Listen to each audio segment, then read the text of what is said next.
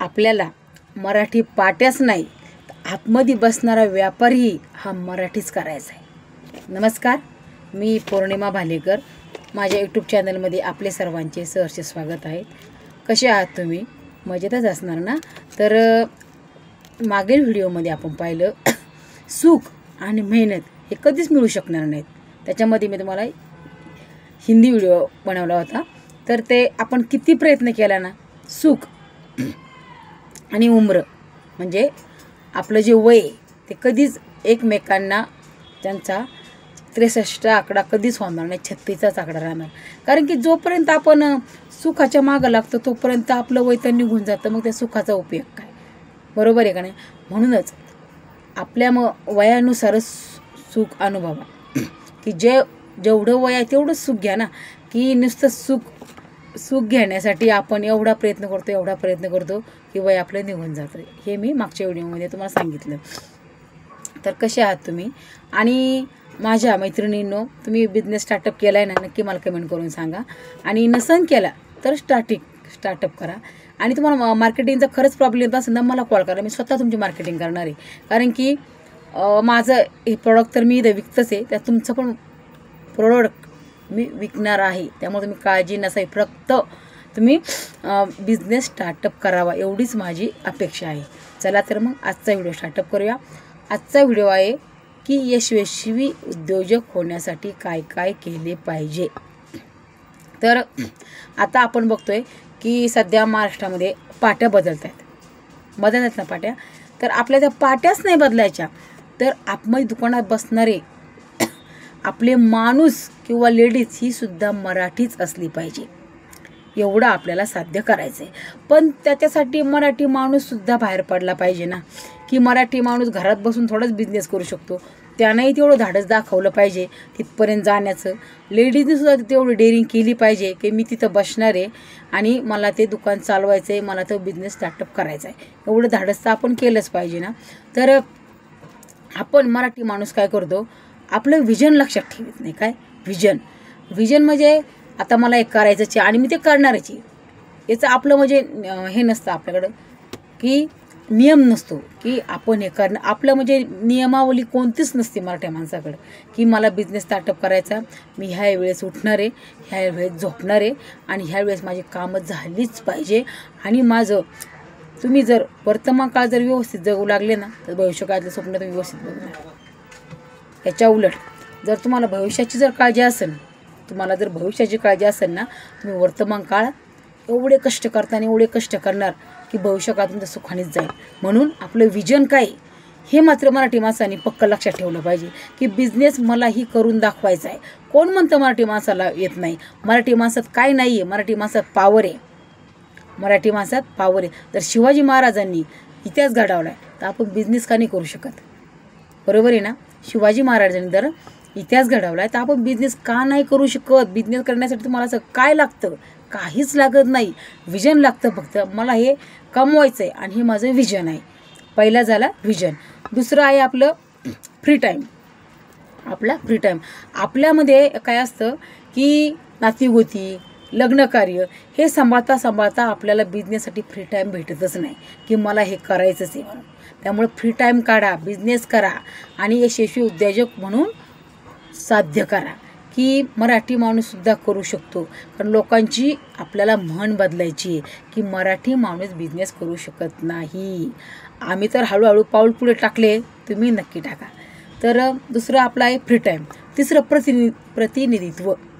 आता आपण समजा मराठी माणसाला एक सवय करायचं तर एकट्यानेच करायचं, सगळ्यांनी करायचं तर एकट्याच्याच खांद्यावरती पाहिजे सगळं, दुसऱ्याला समाविष्ट करून घेत नाही.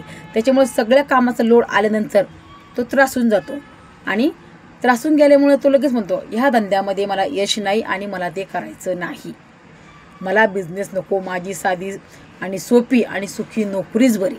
असं करू नका. प्रतिनिधित्व जर व्यवस्थित केलं तुम्ही बिझनेस व्यवस्थितरित्या करू शकता.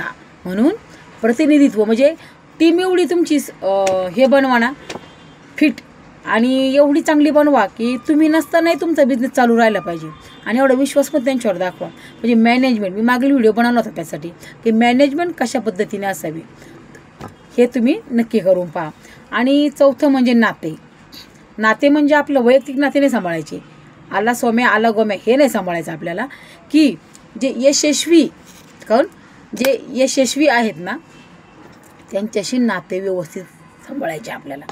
यशस्वी म्हणजे यशस्वी उद्योजक, त्यांच्याशी नाते आपले व्यवस्थित करायचे, कारण की त्यांना अनुभव आहे, त्यांच्याकडून काहीतरी शिकायला भेटतं. तुम्ही जर त्यांच्या कॉन्टॅक्टमध्ये राहिले ना तर तुम्हाला त्यांच्याशी कॉन्टॅक्टमध्ये चांगलंच भेटणार आहे आणि चांगलंच तुमचं मन फ्रेश होऊन चांगलेच विचार तुमच्या मनात येणार आहेत.